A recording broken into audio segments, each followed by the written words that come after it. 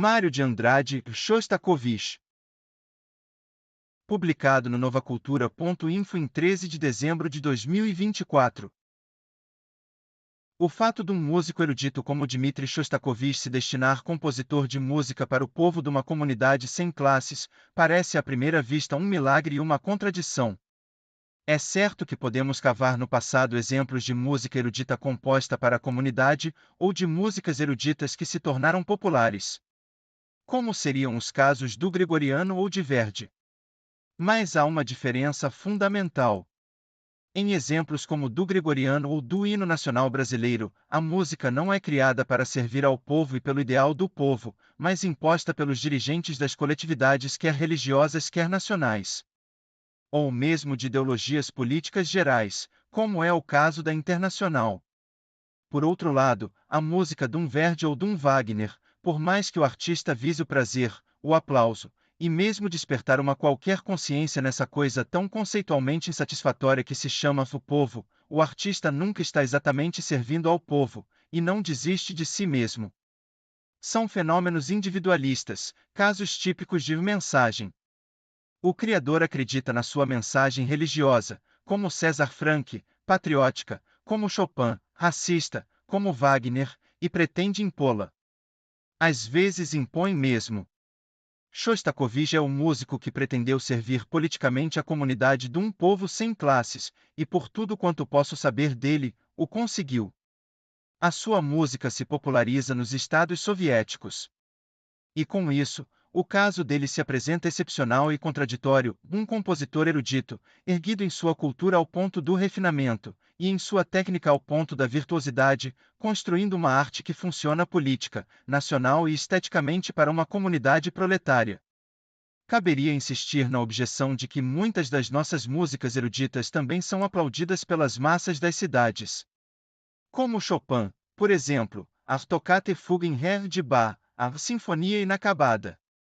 Mas se tais músicas são gostadas e aplaudidas, eu afirmo que jamais o são no seu complexo sentido artístico e funcional, mas exclusivamente no seu resultado sensorial, em que certas obras grandes às vezes coincidem com péssimas obras. Na verdade, o que o povo aplaude ouvindo Chopin não é a música de Chopin, mas a melodia e o virtuosismo. De maneira que logo em seguida aplaudirá com muito maior volúpia, uma área da Tosca, por qualquer tenor ruim, mais broslado de firmatas. Porque a área da Tosca é melodia e virtuosismo também. É preciso lembrar que as massas dominadas, entre nós, são indominadas. O que quer dizer que elas não têm suficiente consciência de si mesmas, nem forças de reação para conscientizarem o seu gosto estético e as suas preferências artísticas. O exemplo dos concertos gratuitos dados pelo Departamento de Cultura, de São Paulo, nas vezes em que se conseguiu congregar uma porcentagem predominante de operariado, me leva a imaginar antes uma indiferença grande pela qualidade e caráter das músicas e dos autores. Aplaudiam tudo com a mesma facilidade receptiva e a mesma paciência. Já pelos gêneros musicais, não. Os mais delicados e difíceis, o quarteto, a música instrumental de câmara eram sensivelmente menos concorridos e aplaudidos.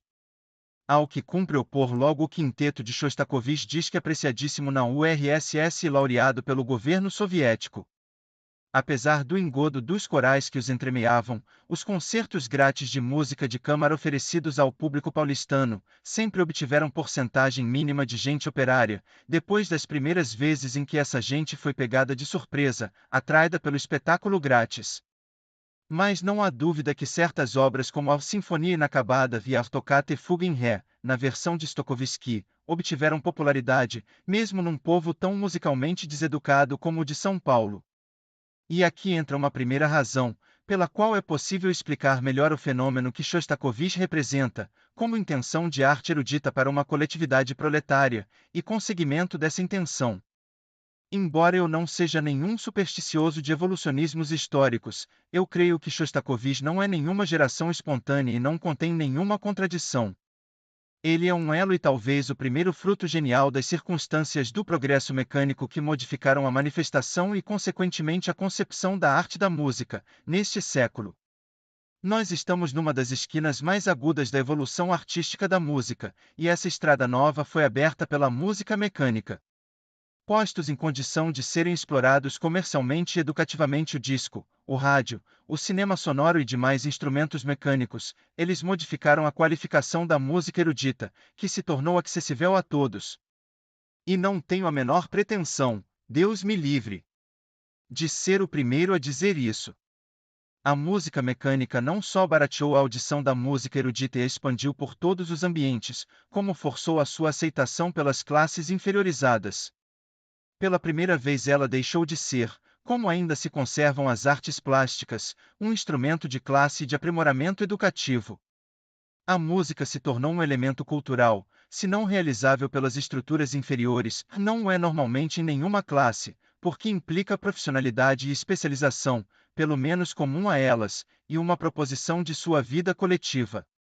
Por causa dos instrumentos mecânicos, a música é a única dentre as artes eruditas, que já conseguiu se tornar uma constância das massas sem que tenha de desistir por isso de suas prerrogativas de refinamento e erudição. Música e cinema se tornaram na atualidade artes como foi o teatro nas civilizações da Antiguidade e na Idade Média. Não lhe faltava mais senão adquirir a mesma concepção educativa e dirigente do teatro. No caso da sociedade atual, uma concepção imediata e conscientemente política. Não exatamente, ou apenas, como ideologia política, mas como força orgânica política do povo, coisa que os instrumentos mecânicos tinham não só tornado praticável, como posto em evidência. Esta concepção nova da música, coube a Shostakovich aplicar. E sobretudo simbolizar, porque embora ele não seja o único compositor com esse ideal, é o que se apresenta com melhores credenciais de vitória, é o que mais se universalizou. Foi pois devido a essa importância excepcional de Shostakovich na música contemporânea que, a convite da editora Cruzeiro, sem entrar no mérito do escrito, Guilherme Figueiredo aceitou traduzir o único livro existente em língua acessível, sobre o grande compositor.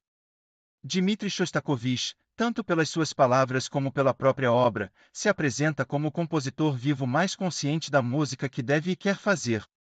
Isto, não só do ponto de vista estético da realização da beleza sonora, em que tantos outros se equiparam a ele, mas exata e mais complexamente, do ponto de vista artístico, isto é, da utilização da beleza sonora como argumento insinuante e elemento de convicção de uma obra de qualquer forma útil à vida política do homem.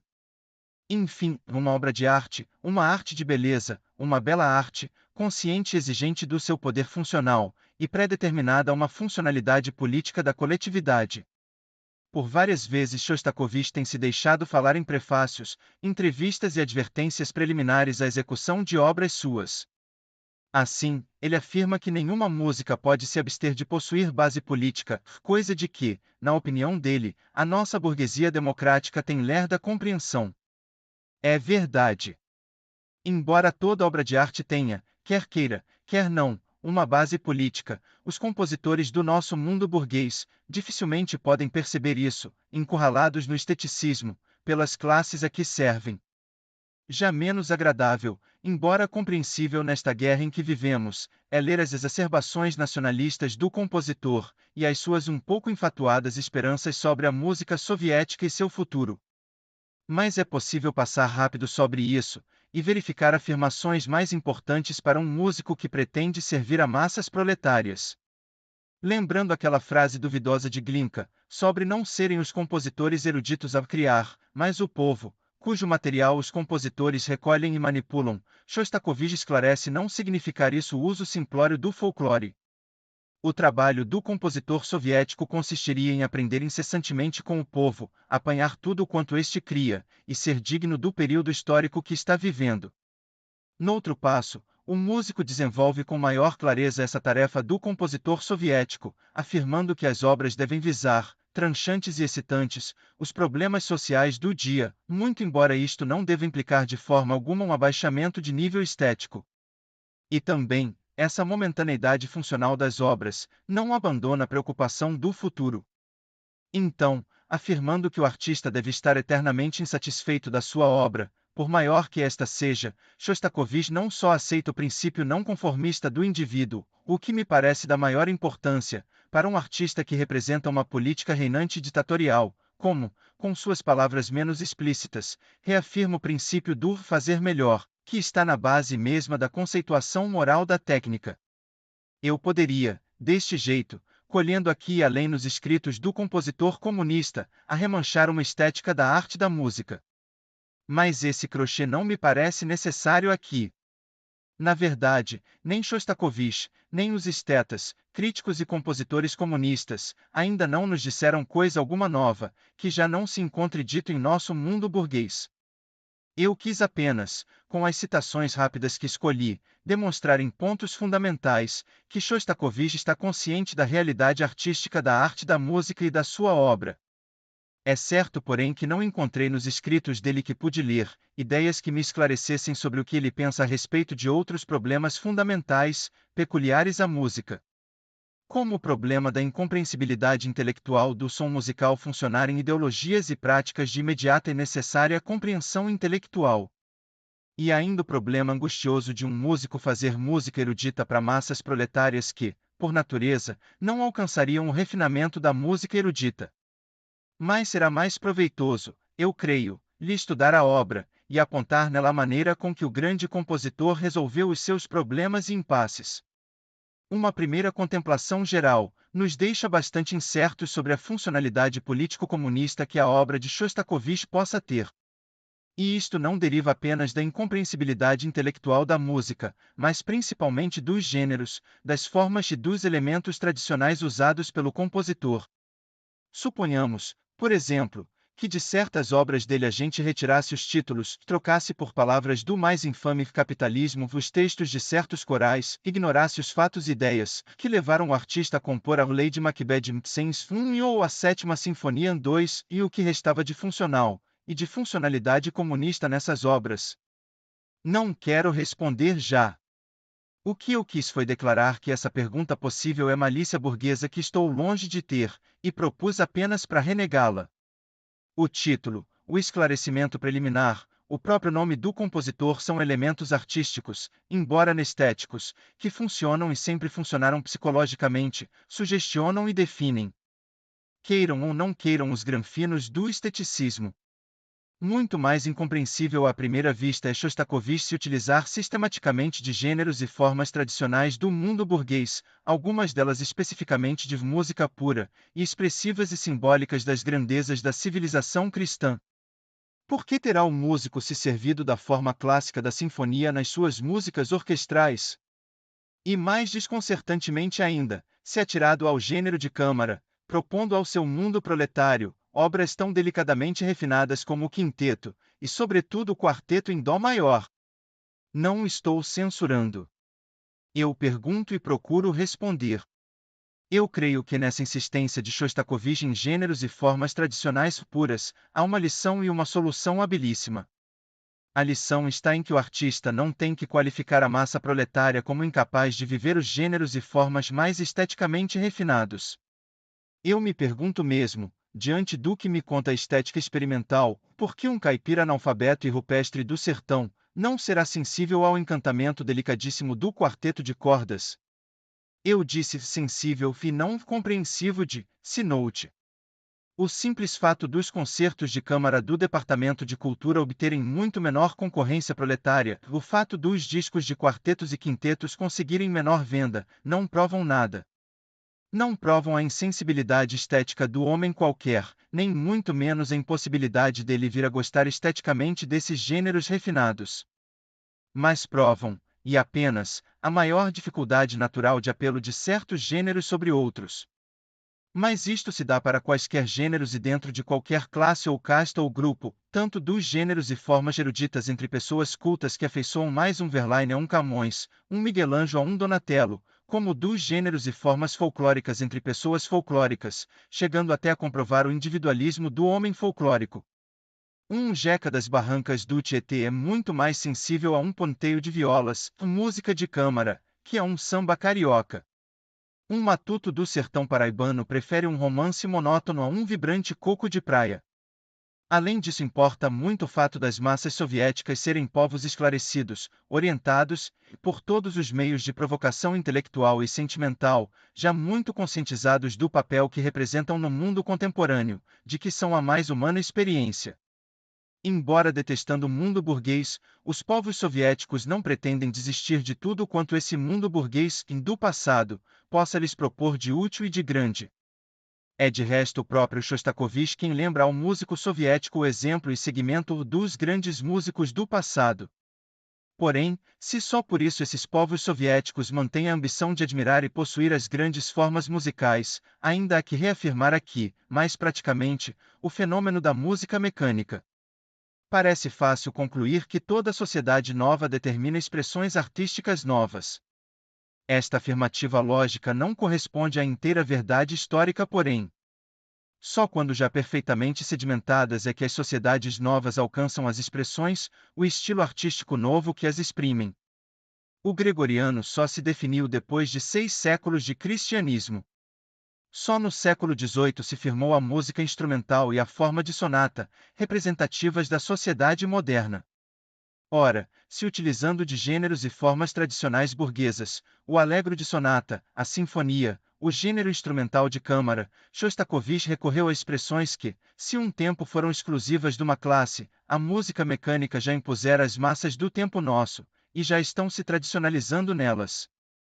Ainda mais, o reemprego por Shostakovich das expressões estéticas da sonata, da sinfonia, do quarteto ou da imitação, e do desenvolvimento temático, é de fato uma revolta consciente, de intenção coletivizadora, contra a música modernista da sociedade burguesa contemporânea. Representa o que há de mais antimoderno e de mais negativo dos princípios espirituais, políticos, estético-formais e de gêneros, de Debussy, de Schoenberg, de Stravinsky. Nesse sentido, a volta de Shostakovich a princípios construtivos tradicionais dos séculos XVIII e XIX é um repúdio do esteticismo individualista deliquescente da música burguesa contemporânea. E ao mesmo tempo um aproveitamento muito hábil de soluções que a música mecânica está tradicionalizando, folclorizando no povo. É possível supor que os pequenos refinamentos eruditos e individualistas de artefazer sejam menos acessíveis às coletividades, do que as grandes estruturas de gêneros e formas, e mesmo de processos fundamentais de composição sonora, melodia, polifonia, acompanhamento harmônico, imitação, etc. Com efeito, todos estes processos fundamentais encontram base ou eco na música folclórica, mesmo das civilizações não europeias. São estruturas rítmico-sonoras espontaneamente humanas e universais. Já não se poderá dizer o mesmo dos elementos construtivos menores, principalmente dos individualistas, tal movimento acordal afeiçoado, tal arabesco melódico, tal ritmo livre. A própria escala varia muito de civilização para civilização, de raça para raça. E a escala tonal harmônica é concepção exclusiva da civilização europeia moderna. E nela se constrói em grande parte o folclore da porção mais civilizada e dirigente dos mundos soviéticos. Neste particular de elementos menores é que o problema de Shostakovich recebeu soluções várias, por vezes hesitantes e nem sempre satisfatórias, creio, do ponto de vista comunista.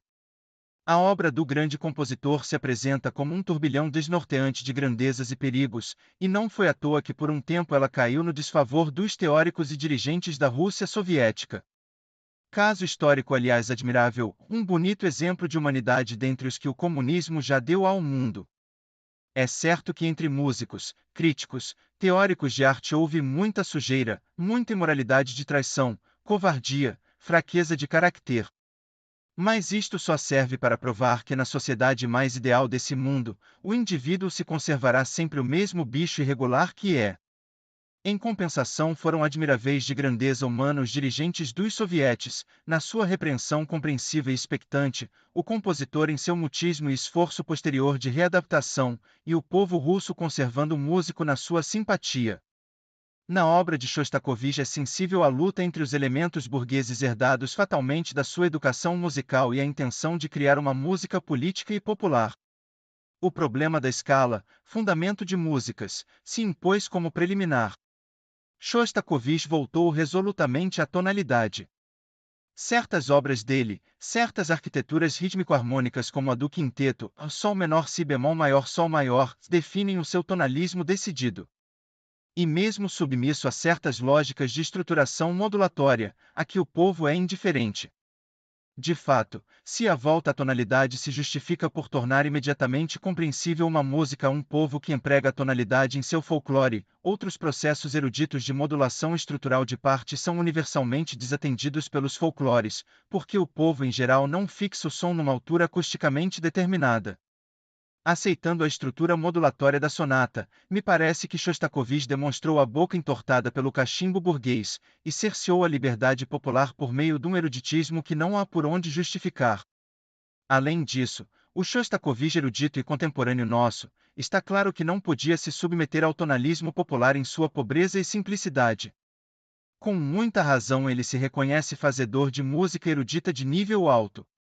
Ora, se ele é por vezes resolutamente tonal, se aproveitando mesmo do simplismo das tríades para inícios e os grandes repousos finais, a sua música está muito sofisticada, toda ela, por mil e um processos de se evadir do pobre e esgotado tonalismo harmônico. O cromatismo em sua amplitude máxima, a modulação constante dentro da frase, o polifonismo e os conjuntos acordais de grande complexidade interpretativa, e também o constante emprego de intervalos instrumentais largos que disfarçam na variedade dos registros a fisionomia da escala utilizada, todos estes são processos com que o artista se confirma no espírito atonal da música modernista. É mesmo possível por isso a gente perguntar se valeu de alguma coisa Shostakovich reafirmar a existência já agora incompetente da tonalidade. Como tonalidade a sua música é tão sofisticada como a de um Indemito ou Francisco Mignone, e mais que a de um Villa-Lobos ou Onegir. Os elementos mais significativos da maneira com que Shostakovich resolveu o seu problema estão noutro lugar. Está primeiramente na melodia e na sua apresentação instrumental. A meu ver, Shostakovich é um dos maiores melodistas da música contemporânea. Melodista, no sentido cancioneiro da palavra? Não me parece. Em geral, quando o artista carece de expressões cancioneiras, como nos seus finais, ele cria afeição popular. E nem sempre com felicidade. É repetida por alguns críticos, mesmo comunistas ao que parece, que o compositor, sempre muito feliz e inventivo nas várias partes das suas obras sinfônicas ou de câmara, no entanto fraqueja nos finais. Os últimos tempos das suas obras seriam mais fracos que os outros. Não concordo inteiramente com essa observação. Quem criou o esplêndido final da Quinta Sinfonia, da Sétima, de que aliás só conheço o final, do próprio quinteto, o delicioso último tempo do quarteto, está longe de ser um mau solucionador de finais. O que hesita muito nesses finais, não é propriamente a imaginação criadora, mas a solução demagógica adotada frequentemente pelo artista, de refrescar ou excitar a consciência comunista do ouvinte soviético, com a intromissão súbita, durante o final, de uma melodia cancioneira, fortemente dinâmica e eufórica, de imediato caráter popularesco. Esta solução, que consegue se realizar tão admiravelmente no final da quinta, pode causar também a impertinência divertida mas muito menos elevada do solo de pistão, no último tempo do concerto para piano. E mesmo o desacerto creio que desastroso do final do quinteto, que chega a tornar esse tempo uma incontestável descaída sobre as demais partes dessa obra esplêndida. Mas essa solução de terminar cancioneiramente popularesco o final de obras longas e de refinamento conceptivo, solução que reaparece às vezes em obras menores, como na frase conclusiva, em si bemol menor, da área de Catarina Ismailova, a nós, burgueses, se afiguraria como um disfarce. Para não dizer uma mentira. O músico espertalhão se entregaria a todos os deboches da criação individualista, apenas nos finais mentindo o comunismo por meio de euforias populísticas de comício. Mas o drama do grande artista é tão complexo, tão agora, já insolúvel, que a mim me irritam estas minhas malícias. O comunismo não é nenhum bicho de 7 cabeças nem qualquer monstruosidade social que venha revirar o indivíduo de fora para dentro. Shostakovich não tem, repito, que desistir de todo o tesouro musical do cristianismo e de toda a herança musical burguesa. E não desiste mesmo disso, e com toda a razão. Ora, o princípio de euforia, de triunfalidade, de apoteoso nos finais de obras longas, é elemento psicológico, terapêutico até, universalmente reconhecido e estatuído, que a gente rastreia com facilidade mesmo dentro do mais cetíneo Debussy. A solução formal de Shostakovich, de acentuar populistamente os finais, é didático. É uma demagogia. mas os dicionários ainda não aceitaram, todos, que demagogia seja apenas a repulsiva mácula pejorativa que está tomando no verbo assustado da crítica burguesa de arte.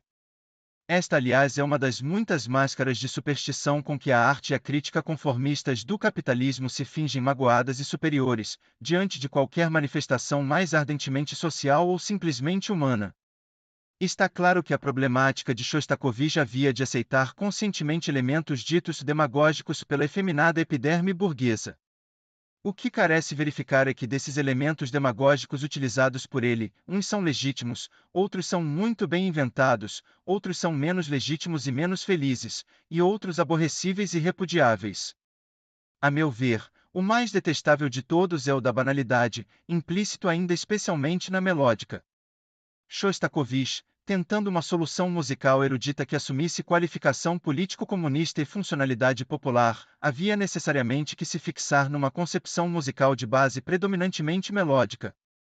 Porque a melodia é que a gente canta, assobia, porque a melodia é que coletiviza a aprendida de cor, porque a melodia é que fala e decreta, pela sua similaridade fundamental com a fraseologia da fala. Essa concepção melodística não só permitiu a Shostakovich, ou lhe aprofundou, a expansão melodista do seu gênio criador, como lhe determinou o tratamento da melodia. Toda a obra dele está cheia de admiráveis frases melódicas. Os seus andantes são cânticos esplêndidos, de uma gravidade, de uma densidade interior extraordinária, cheia de sentido, que nos convulsiona, equiparável à força e dramaticidade melódica de um Beethoven e de um César Franck. Em sua peculiaridade, são linhas que se expandem livres, elásticas, caprichosas no arabesco, com frequentes saltos grandes muito dramáticos. Lembro de passagem, para não me referir à quinta e ao final da sétima, a belíssima frase enunciada pela viola, no moderato do quarteto, o adágio do bailado Vidade de Ouro, ou o impressivo andante do concerto para piano. Aliás, depois do primeiro allegro, a linda frase das cordas, o piano sola numa linha surpreendentemente brasileira. Não é, porém, o único brasileirismo que a gente respiga em Shostakovich, demonstrando mais uma vez essa coincidência estranha da música eslava com a brasileira. A prevalência melódica, a utilização de arabescos cancioneiros de caráter popularesco, a necessidade de tornar a obra francamente compreensível ao público proletário, bem como ainda a facilidade melodista da imaginação criadora, provocam em Shostakovich a escorregadela na banalidade. E não são raríssimas as vezes em que ele cai na tal. Mesmo na coleção tão bonita dos 24 prelúdios, nem sempre o cromatismo consegue disfarçar os insultos da banalidade melódica. Na Sexta Sinfonia, então, a menos realizada das sinfonias dele que conheço, a banalidade se insinua em elementos vários, sobretudo o primeiro e longo adágio, de grosseira intenção social. Com seu dinamismo grandiloquente, seus lugares comuns rítmicos e instrumentais da música de sentido sinistro. Carece compreender essa conversão populista da música de Shostakovich, sem a perdoar, porém. Na verdade, não se pode atribuir banalidade à música folclórica, e só mesmo com muita reserva à música popularesca urbana, que serve para o gasto transitório da coletividade. Seria adotar um critério crítico individualista e hedonístico, para um fenômeno do cotidiano utilitário. Da mesma forma como não é possível considerar banal o gosto da água ou do feijão como arroz, por compará-los a um Borgonha ou a um cuscuz paulista de variegada condimentação. Mas de fato o produto folclórico, mesmo diante de um critério crítico estético, jamais é banal. A música folclórica é fácil, mas não banal. Pode ser vulgar, mas não banal. A dificuldade brava dos músicos eruditos que pretendam criar obras de utilização popular, deverá ser essa. Obter uma música purificada em seus elementos técnicos, que se torne fácil de apreensão e direta de efeito, vulgar, etimologicamente vulgar, mas jamais banal. Especialmente no espírito da música funcional comunista, tenho a convicção de que há um certo Shostakovich, embora raro, depreciativo da coisa popular. Um Shostakovich que talvez pretendendo vulgar, descamba num ou noutro passo para o banal e os efeitos de sensualidade epidérmica. Nem mesmo a quinta escapa sempre disso, com o seu scherzo, tão impregnado do mau espírito de Tchaikovsky. Este, aliás, é o estandarte perigoso que assombra muito a criação do comunista e a deturpa algumas vezes. A música de efeito, a música brilhante não pode ser renegada em princípio, e tem sua justificativa funcional, dinâmica, coletivizadora, universalmente reconhecida e aceita. Shostakovich está consciente disso. E talvez mesmo, como personalidade, ele necessite se apoiar no brilho e no virtuosismo. Já nos seus primeiros concertos de pianista, em Moscou, estavam o concerto de Tchaikovsky e uma parte dedicada a Liszt, em que barulhavam os funerais e a tarantela. Tchaikovsky é a influência predominante no músico comunista, sobretudo na obra sinfônica. O scherzo da quinta chega bem a ser um fala maniere de. No final do concerto para piano, ainda essa influência é muito nefasta.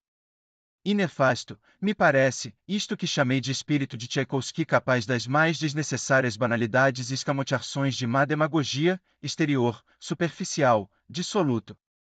Shostakovich nem sempre escapa dessas desnecessidades. Busca infeliz de efeitos, não controlada com severidade e justeza de escolhas, atingindo por vezes o recato maior do instrumento solista. Como os trêmulas de oitava, nos prelúdios, hoje a bem dizer só usados em transcrições pianísticas de obras orquestrais. Ou como a peroração do prelúdio em sol maior. Em compensação, a prodigiosa técnica orquestral de Tchaikovsky e o seu estilo sinfônico devem ter contribuído muito para a determinação do estilo sinfônico de Shostakovich. A lição de Stravinsky, e sobretudo de Prokofiev, se denunciava ainda no espírito e no tratamento orquestral da primeira sinfonia, em principal pela predominância dos sopros sobre as cordas. Ainda será possível aprender, no segundo tempo da sexta sinfonia, uns laivos stravinskianos. Mas logo um equilíbrio novo se estabeleceu, com o emprego mais largo das cordas como função melódica, e seu predomínio solista nas exposições temáticas dos adágios. Os refinados falarão também numa demagogia das cordas. Eu creio, mais pensadamente, que isso é compreender e aceitar com lealdade um fenômeno fisiológico, o efeito extasiante e sentimental das cordas sobre as coletividades, jamais esteticamente fatigadas disso. Ainda imagino que a lição de Tchaikovsky determinou no músico comunista a solução mais social, mais para o povo, de preferir na orquestração o princípio clássico da nitidez linear estrutural, ao princípio impressionístico dos efeitos de timbre difundindo as formas nas névoas da coloração.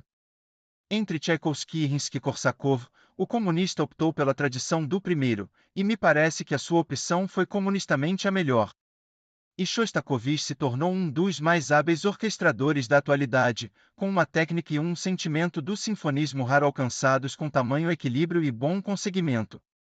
Mesmo no perigo do descritivismo e do característico, como nos interlúdios sinfônicos da Lady Macbeth de Mtsens, sobretudo na magistral Fuga dos Bêbados, Shostakovich preserva íntegra aquela qualidade sinfônica que torna a quinta e a primeira sinfonia, repito, desconheço a sétima, os momentos dos mais altos do sinfonismo contemporâneo. Em resumo, na urgência de criar uma música que fosse política, comunista e proletária, porém que conservasse o nível da música erudita, de base fatalmente burguesa europeia, nem todas as soluções adotadas por Shostakovich são satisfatórias. Se ele aceitou com lealdade os elementos musicais demagógicos, nem sempre as suas demagogias sonoras levam o povo à virtude, mas ao vício.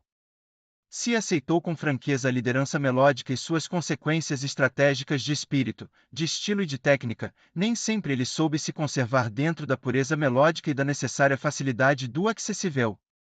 Não só se impurificou por demais nos cromatismos, não sabendo como, ou não podendo ultrapassar a deliquescência burguês capitalista do ultratonalismo, como, por outro lado, confundiu por vezes o vulgar e o simples, com o simplório e o banal. Diante de tamanha complexidade, o nosso mundo democrático, e parece pelo que diz este livro, o próprio mundo da crítica soviética, se dividem. Uns compreendem Shostakovich, e talvez mesmo pré-compreendam, por excesso de amor. Como é o caso de um dos maiores regentes da atualidade que considera o russo da mesma altura de Beethoven. Pode muito bem ser, o imenso Beethoven também está ensado de descaidas. Apenas, para se ser Beethoven, é necessário a gente se tornar o passado. Outros se esforçam por compreender, mas não conseguem ceder. Shostakovich é banal. Shostakovich prometeu muito mais do que está cumprindo. Shostakovich se repete e repisa, adota sempre as mesmas soluções formais, as mesmas modulações harmônicas de episódios, as mesmas imagens sonoras. Querem variedade e riqueza capitalista. Não sabem compreender que por certas soluções sistematizadas, Shostakovich se tradicionaliza, se torna mais reconhecível imediatamente às massas, se folcloriza. Enfim, os puristas se arrepiam, achando que isso de se inspirar no drama de Petrogrado ou no 1º de Maio é publicidade, isso de cantar ao povo é demagogia, isso de se dizer música comunista é farol. Isso de ser música comunista é farol. Volta aqui o problema dos títulos e todos os outros processos premonitórios de que a música sempre se utilizou para se qualificar. E também a advertência, pouco aceitável ao mundo burguês, de que o comunismo não é nenhum bicho de 7 cabeças. Eu pergunto, sem conhecimentos anteriores, uma contemplação livre que procure ao mais possível se isentar de prejuízos quer burgueses quer comunistas, poderá descobrir a funcionalidade político-comunista da música Vencir de Shostakovich? Certamente que não. Mas o problema, desse jeito, estaria mal proposto pela sua restrição tendenciosa. A arte da música, impossibilitada por sua natureza, de atingir a inteligência consciente, não estará jamais em condição de definir e dizer uma ideologia política, como nem qualquer se eu te amo ou está chovendo. Nem sequer poderá assumir uma definição de si mesma que seja imediatamente compreensível como proletária. É, porém, capaz de expressar tudo isso, ou melhor, atingir uma especificidade técnico-estilística particular que se torne a expressão imediatamente compreensível de uma ideologia qualquer e da sua aplicação social. Como é o caso da música de um Palestrina, de um Bach, do Gregoriano, de um Wagner, de um Chopin. A música, em casos assim, não se torna apenas a expressão de uma ideologia, de um ideal, e da sociedade que os representa, mas também um símbolo de tudo isso. Símbolo, diz que convencionado, de compreensão imediata a uma pessoa ou grupo suficientemente esclarecido. E símbolo, com potência dinâmica enorme, sugestionador desse grupo ou pessoa. Ora carece não esquecer que, conscientemente ou não, todos os símbolos são convencionados. E carece não esquecer sempre que as massas soviéticas estão muito bem esclarecidas da sua ideologia e do que elas representam na sociedade contemporânea. Este comentário me parece importante porque nos conduz ao valor eterno, e atualmente novo, que a obra musical de Shostakovich, e a comunista em geral, reimpõe à realidade da música. Me refiro à funcionalidade moral, ao valor ético, enfim, ao que na Grécia da Antiguidade se chamava o ethos da arte da música. Este ethos sempre existiu nas músicas de todas as culturas, desde as mais primitivas até as grandes civilizações não cristãs. Nós o vamos encontrar, ainda lúcido, nas recomendações dos padres da Igreja primitiva, e mesmo no gregoriano puro, monódico e em uníssono da época medieval. E aí, apesar do mau conselho erudito e urbano, ele se conserva bastante íntegro na prática folclórica, onde cada música tem seu sentido e destino, onde seria impossível cantar um abio na hora de cantar romances. Esse ethos se dispersou e se perdeu inteiramente na música erudita, com o desenvolvimento do individualismo cristão e a fixação das sociedades de princípio democrático. E a música desaprendeu a noção do ethos. A obra de Shostakovich, a música comunista, sem fazer isso com a prefixação ditatorial político-religiosa dos gregos, dos egípcios, dos indianos, reimpôs a noção e o sentimento do ethos na música da atualidade. O crítico musical comunista Austretsov, estudando uma obra pré-comunista de Prokofiev, O Canto Sinfônico, conclui que o seu sentimento lírico é o patos de esgotamento social e cultural de um homem desiludido do presente, incapaz de defender o passado e incapaz de acreditar no futuro. Para Austretsov, o Canto Sinfônico é uma imagem do estado de alma desiludido e incapaz, em que jazem os compositores eruditos da burguesia. Como compreender semelhante absurdo qualificativo, se não ao comparando aquele relatório educacional japonês, ainda do século passado, em que se recusava a adoção de melodias folclóricas japonesas nas escolas do Mikado, por serem desmoralizantes do indivíduo nacional? Como compreender a censura de Austretsov, sem admitir a bitola de um valor crítico novo, um ethos, perfeitamente igual àquele que fazia os padres da Igreja recusarem a intromissão de qualquer instrumento e do cromatismo, no canto cerimonial, e mesmo no seio das famílias cristãs, pela razão de serem imorais e induzirem ao paganismo. As massas soviéticas diz que apreciam enormemente a música de Shostakovich. Essa admiração já seria esteticamente justificada pela obra do grande compositor. Mas ela é também predeterminada pelo pressuposto anestético de representar a sociedade para a qual é feita. O professor Hutchinson III, da Universidade de Chicago, diz lapidarmente: uma comunidade se baseia na comunicação. Comunicação implica um complexo de ideais e ideais comuns. É o que sucede em decisiva e decisória parte no fenômeno comunista da música, e que nos atinge até a nós, das sociedades democráticas. A obra de Shostakovich não ficará talvez sequer como a expressão musical da sociedade comunista, e muito menos como a sua expressão máxima. Tenho a certeza disso. É mais que provável que quando a URSS estiver sedimentada e liberta da instância de combate em que ainda vive, e a torna urgente e instável, impossibilitada por enquanto de se concentrar, é mais que provável que a sociedade comunista alcance na sua expressão musical legítima, uma realidade muitíssimo diversa da sua música atual e da obra de Shostakovich.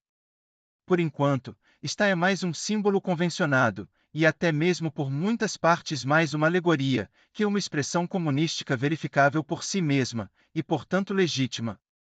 Apenas, ela é pressupostamente comunista, ela se apresenta como possuindo ethos, o valor moral social comunístico. O povo russo sabe disso. E da mesma forma como o rapaz ateniense escutando um canto baseado no Dilisti, sabia que esse canto era digno dele, e o reforçava em juventude, força, nacionalidade, moralidade, e de fato se moralizava, se fortificava e ardia de amor pátrio, da mesma forma como um adorante de Dionísio se dionisiava escutando o timbre do Aulis e os cantos extasiantes do ditirambo, também o proletário russo se reconforta em sua sociedade, aceita melhor os seus sacrifícios transitórios, se orgulha e se entusiasma de si mesmo e do seu grupo, brinca e ri, descansa, escutando a música de Shostakovich. E eu creio que nós com eles. Por quê? E isto me parece definitivo na problemática do ethos musical, este não é pura e simplesmente um pressuposto da inteligência, mas tem sua base na psicologia e na experimentação dos elementos construtivos da arte da música. Tem enfim uma base terapêutica, universalmente em todos os tempos reconhecida, que não é meramente idealista, mas verificada e provada pela experiência. Assim, é perfeitamente possível reconhecer e determinar um certo número de elementos éticos na obra do compositor comunista. Primeiramente, elementos gerais. Vinda posteriormente à implantação do comunismo, já quando o mundo soviético estava num período de relativa afirmação e expansão internas, a obra de Shostakovich não se apresenta mais como uma arte exatamente de combate, mas de afirmação. Deste ponto de vista, sem me referir à Sinfonia Outubro e ao 1º de Maio, cuja predeterminação de título já predetermina também o sentido, mesmo sinfonias puras como a primeira e a quinta, se definem pelo seu caráter, como um P.A. 4. Da mesma forma que a sétima por muitas partes é um Trianon 5.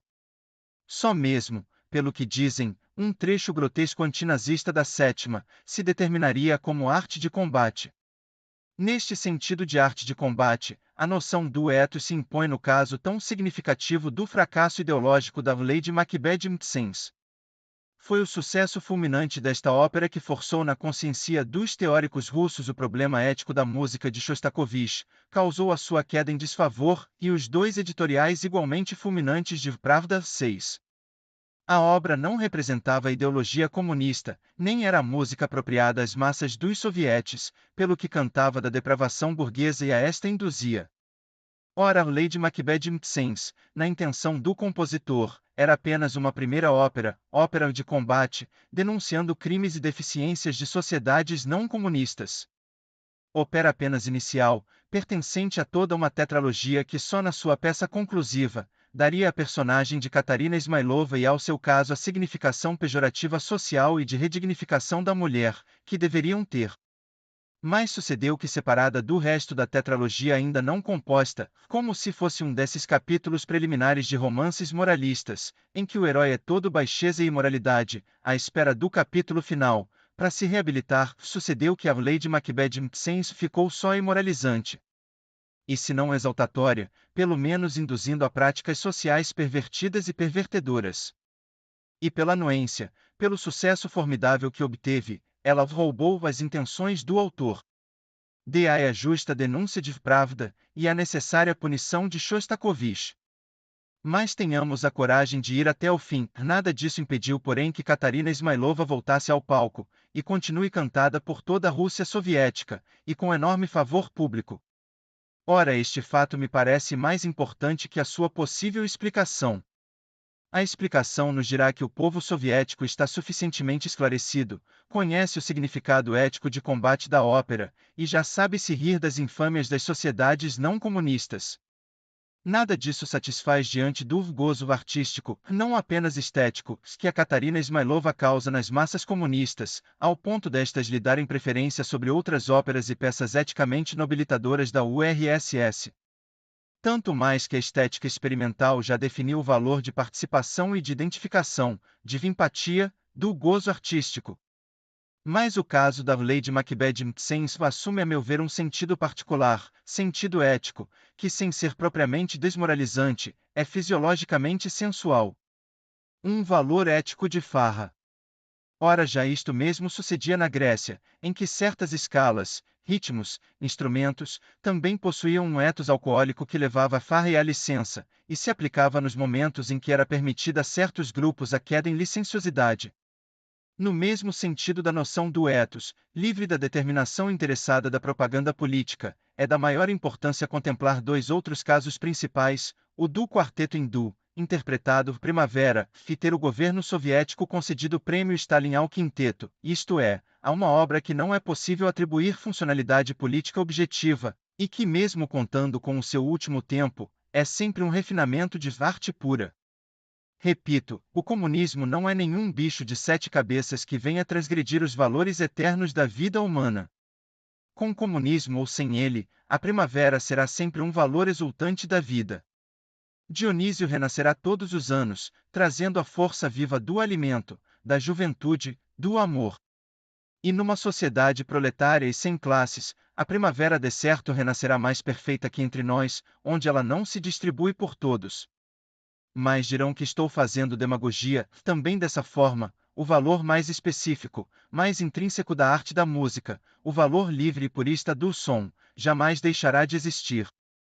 O governo soviético escolhendo o quinteto para laurear, que era também uma das obras mais belas da atualidade, consagrou em sua política o valor eterno da música pura.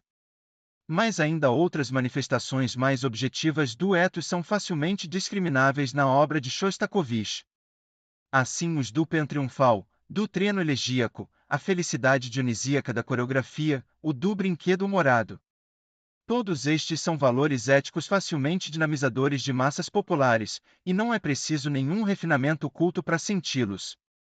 São fisiológicos, antes de mais nada. Já a primeira sinfonia se utiliza, nos três primeiros tempos, de diversos e constantes esquemas rítmicos de marcha.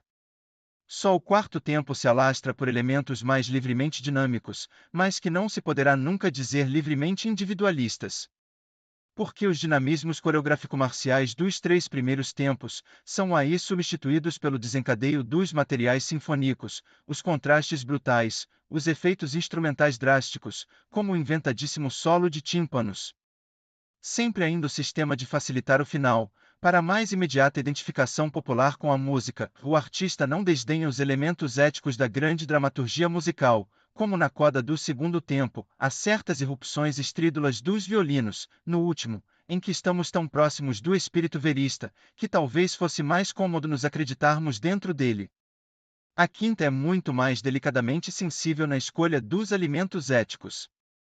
Nela, Shostakovich aprofundou muitos processos dinâmicos de que dispõe, e recusa para sempre talvez, aquela solução beethoveniana de acrescentar a voz e o sentido dos textos ao final, que adotará no Outubro e no 1º de maio, mas sempre o ethos marcial persevera na quinta, intenso, e consegue no fim uma apresentação oportuna e popularesca, das mais felizes que eu conheço, de euforia, de triunfalidade, de vitória sobre a vida.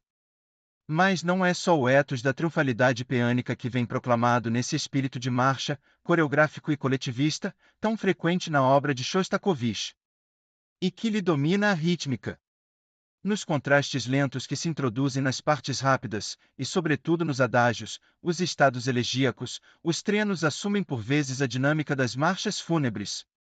Mas há sempre, porém, mesmo dentro do sentido mais fúnebre, uma sensível exaltação que se diria eufórica.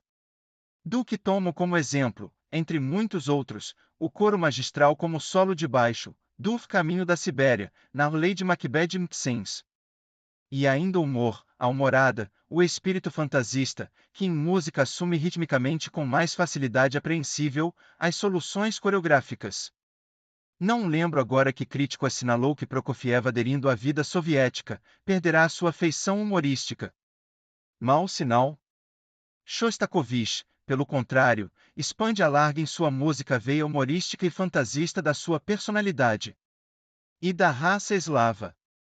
Por certo que estamos a 1000 léguas do humor inglês.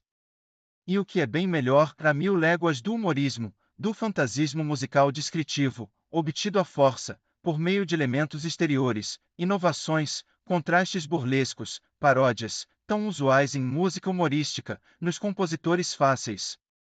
Já esse aspecto ético se denunciava nas Três Danças Fantásticas, obra 1, para piano, especialmente nas duas primeiras, sendo que a última se espalha num populismo fácil por demais. Também a polca satírica do bailado debut é bem mal achada, a meu ver. Mas em todos os esquerzos, principalmente, o espirituoso, o humorismo, o grotesco, o fantasista, se desenvolvem magnificamente, sem recorrer a efeitos externos, mas de uma interioridade exata.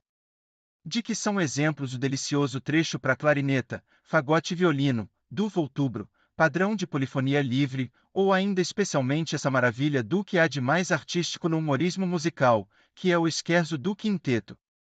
Ora, por tudo isto, verificamos que é perfeitamente possível só pela música reconhecer que a obra de Shostakovich é uma criação fundamentalmente política, tal como ele a pretendeu. Obra afirmativa, eufórica, optimista, popular, coletivizadora em sua dinâmica, e que reimpõe o conceito do ethos na música da atualidade.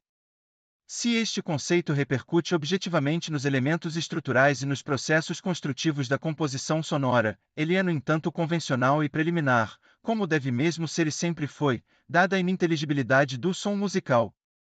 Foi justo isso que se perdeu totalmente na música da burguesia capitalista, perseverando quase apenas no uso dos hinos nacionais. De fato, qualquer pressuposto de ethos, e sua consequente sugestividade, seria delapidadora do capitalismo.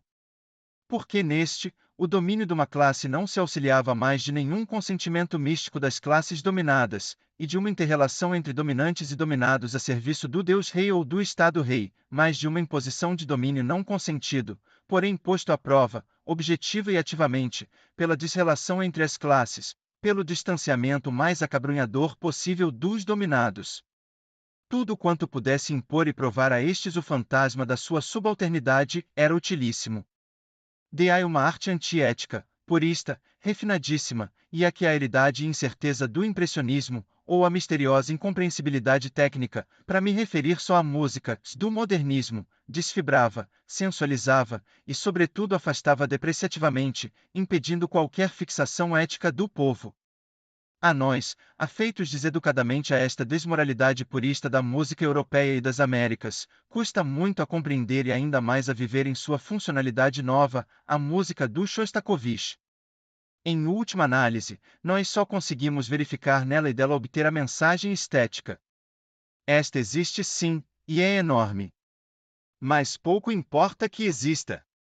Ou melhor, não existe nada, enquanto o valor eterno vem que a concebemos.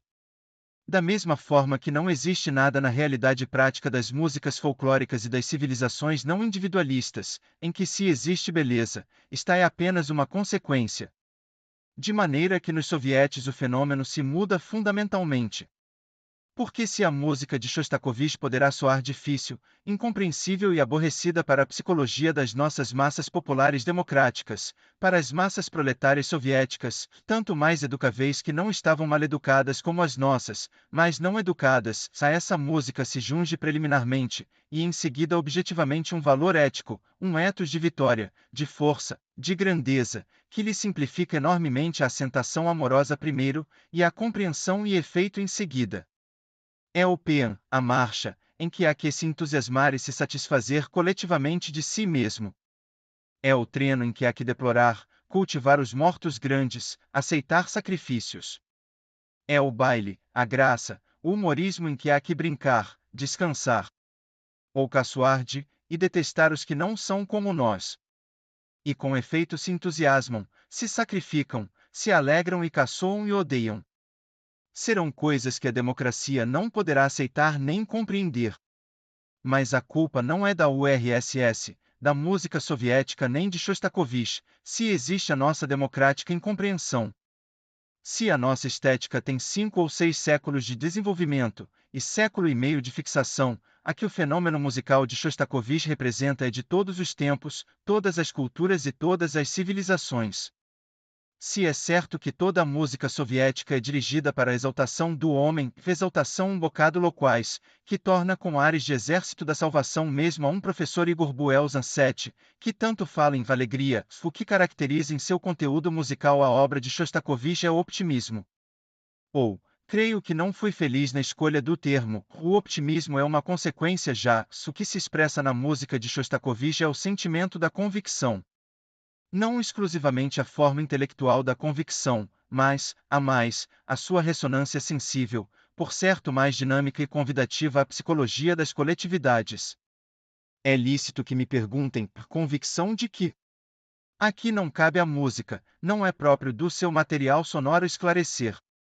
As de Shostakovich e da sua música são logicamente as do mundo político em que ele vive e escolhe viver.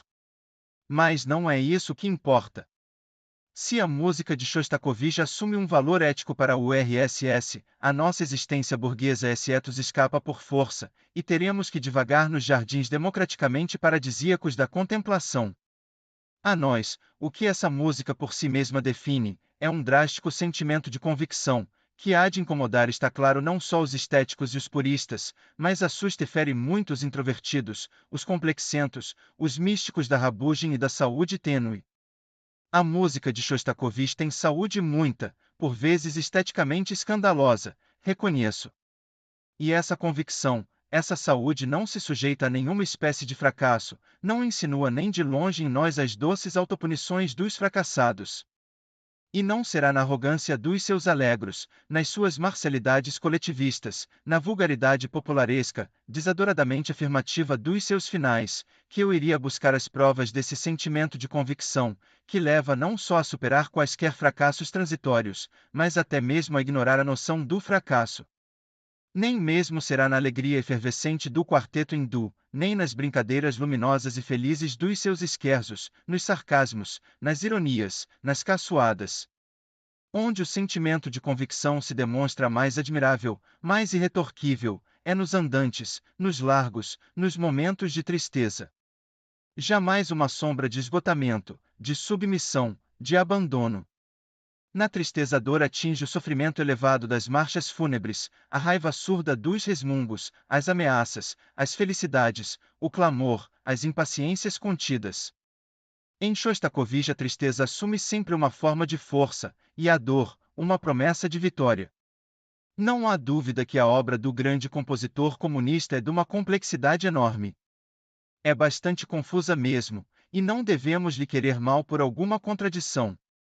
O efeito estético, a realidade técnica ainda não apresentam uma diferença fundamental da nossa música, de que a de Shostakovich deriva.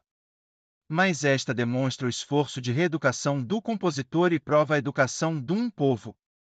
E que mais exigir dela, se além disso ela nos vulnera a sensibilidade e nos engrandece, nos oferecendo algumas das mais esplêndidas comoções de beleza, do drama e do triunfo do homem? São Paulo, janeiro de 1945. Mário de Andrade. Texto escrito como um prefácio à biografia de Shostakovich escrita por Vítor Serov, traduzida por Guilherme Figueiredo e publicada em 1945. N.E. Foi respeitada neste prefácio a ortografia do autor. Em ópera baseada em livro homônimo de Nikolai Lescaut, de 1885, e estreada em 1934. Em 20 de janeiro de 1936, no jornal Pravda, publicava-se o editorial Caos ao invés de música, Sumbur Vesto Musiki, denunciando a ópera. No artigo, a obra é acusada de formalista, primitiva, vulgar, entre outras. A ópera retrata a protagonista Katerina Ismailova não como uma assassina, como no livro, mas como uma vítima de seu marido e sogro, comerciantes ricos e proprietários de terras. N.E. 2 e a Sétima Sinfonia foi escrita e estreada durante o Cerco de Leningrado, em julho de 1942. Foi um símbolo da luta antifascista e da resistência ao avanço das tropas nazistas no território soviético. N.E. 3 e Robert Maynard Hutchins, 17 de janeiro de 1899, 14 de maio de 1977, foi um filósofo da educação estadunidense. N.E. 4 e Peon ou Pean é um tipo de música ou hino grego cantado em honra a Apolo. Possui um caráter triunfal e solene. N.E. 5 e ou Trenodia. Canção ou hino gregos de luto, cantado em homenagem a uma pessoa morta. N.E. 6 trata-se de caos ao invés de música, mencionado anteriormente o editorial Falsidade do Balé, Baletnaya Fausch, publicado no Pravda em 6 de fevereiro de 1936 atacando o balé Sevei Rushei, o Riacho Límpido. N.E. 7 Igor Fyodorovich Buelza, 8 de fevereiro de 1904, 5 de janeiro de 1994, foi um historiador da música e compositor soviético. N.E. Obrigado por assistir. Não se esqueça de dar like, se inscrever no canal e compartilhar com quem você puder. Visite novacultura.info para participar de nossos grupos de estudo e do nosso grupo do livro. Links na descrição.